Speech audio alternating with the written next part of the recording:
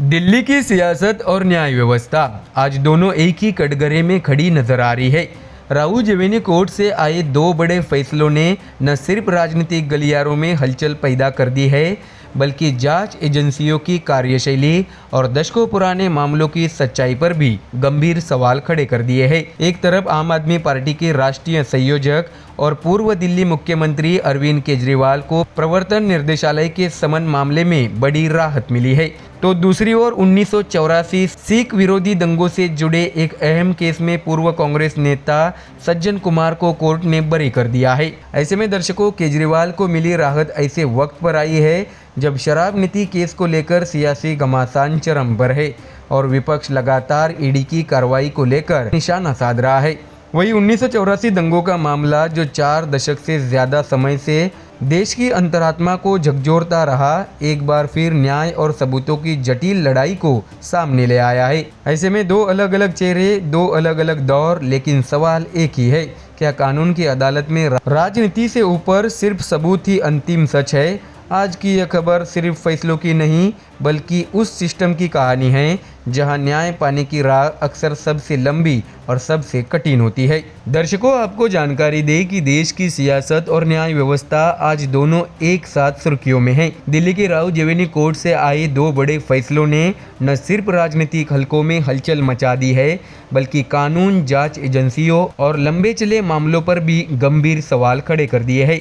एक तरफ आम आदमी पार्टी के राष्ट्रीय संयोजक और पूर्व मुख्यमंत्री अरविंद केजरीवाल को प्रवर्तन निर्देशालय के समन मामले में बड़ी राहत मिली है, तो दूसरी ओर 1984 सिख विरोधी दंगों के एक मामले में पूर्व कांग्रेस नेता सज्जन कुमार को कोर्ट से बरी किया गया है। ऐसे में दर्शकों, दिल्ली की राहुल जवेनी कोर्ट ने शराब नीति से जुड़े मनी लॉन्ड्रिंग केस में ईडी के समन की कथित अवहेलना के मामलों में अरविंद केजरीवाल को बरी कर दिया है।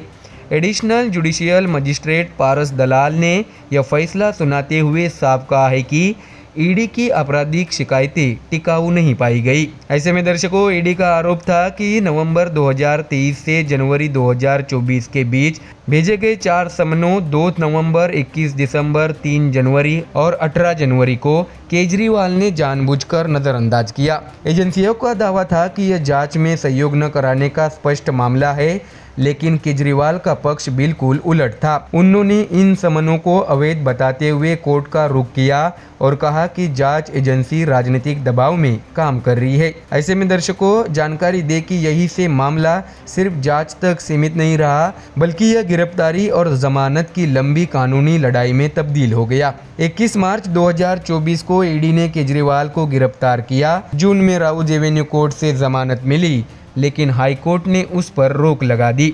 आखिरकार सुप्रीम कोर्ट से अंतरिम राहत मिली और अब समन अवहेलना वाले मामलों में कोर्ट ने उन्हें पूरी तरह बरी कर दिया है। दर्शकों, आपको जानकारी दें कि ईडी का मुख्य आरोप ये भी था कि नई आबकारी नीति को कथित साजिश के तहत लागू किया गया, जिससे कुछ निजी कंपनियों को थोक शराब कारोबार में 12% का मुनाफा मिला।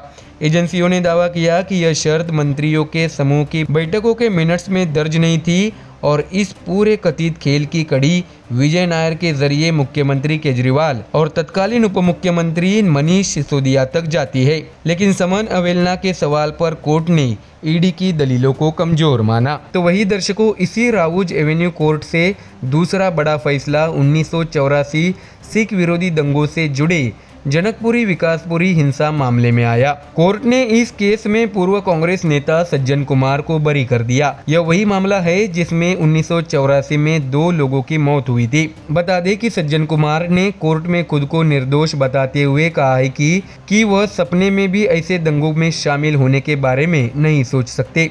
उनका दावा था कि उनके खिलाफ कोई प्रत्यक्ष या ठोस सबूत नहीं है और उन्हें साजिश के तहत घसीटा गया है। बता दें कि इससे पहले नवंबर 2025 में कोर्ट ने सज्जन कुमार की अपील पर सीबीआई से जवाब मांगा था। 28 जनवरी 2026 को अगली सुनवाई तय थी, लेकिन सुनवाई के दौरान सीबीआई ठोस सबूत पेश करने में नाकाम रही। कोर्ट ने माना कि आरोपों को साबित करने के लिए आवश्यक साक्ष्य मौजूद नहीं है, जिसके बाद सज्जन कुमार को इस मामले में बरी कर दिया गया। हालांकि दर्शकों, यह मामला इसलिए भी संवेदनशील है क्योंकि फरवरी 2025 में एक अन्य 1984 दंगा केस में सज्जन कुमार को दोषी ठहराते हुए उम्र कैद की सजा सुनाई गई थी। जिसके खिलाफ उनकी अपील दिल्ली हाई कोर्ट में लंबित है। यानी एक तरफ उम्र कैद की सज़ा, दूसरी तरफ बरी। ऐसे में कानूनी तस्वीर जटिल बनी हुई है। ऐसे में दर्शकों, इन दोनों मामलों में एक समान धागा साफ नजर आता है। लंबी जांच, बड़े आरोप और आखिर में सबूतों की कसौटी। केजरीवाल मामले में सवाल उठता है कि क्या जांच एजेंसियां समन और प्रक्रिया के जरिए दबाव बना रही थी। वही 1984 जैसे पुराने और भावनात्मक मामलों में यह सवाल फिर खड़ा होता है कि क्या दशकों बाद भी जांच एजेंसियां कोर्ट में ठोस सबूत पेश कर पा रही है। राउज एवेन्यू कोर्ट के ये फैसले सिर्फ दो नेताओं की किस्मत तय नहीं करते, बल्कि भारत की राजनीति, जांच एजेंसियों की भूमिका और न्यायिक प्रक्रिया पर नई बहस छेड़ देते हैं। दिल्ली की राउज एवेन्यू कोर्ट से आए इन फैसलों ने एक बार फिर साबित कर दिया है कि कोर्ट में आखिर जीत दलीलों की नहीं, सबूतों की होती है। चाहे मामला मौजूदा सत्ता के बड़े चेहरे का हो या 40 साल पुराने दंगों का, न्याय की कसौटी एक ही है। तो दर्शकों, फिलहाल इस खबर में इतना ही। देश और दुनिया की बाकी और खबरें जानने के लिए जुड़े रहिए हमारे चैनल MDR न्यूज़ के साथ। धन्यवाद।